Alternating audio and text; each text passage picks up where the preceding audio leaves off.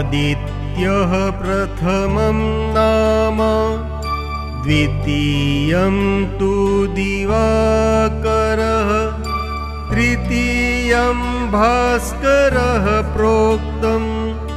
चतुर्थं तु प्रभाकरः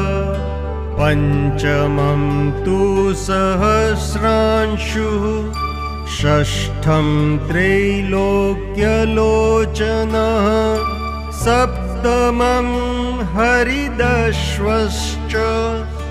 अष्टमं च विभावसुः नवमं दिनकरं प्रोक्तो दशमं द्वादशात्मकः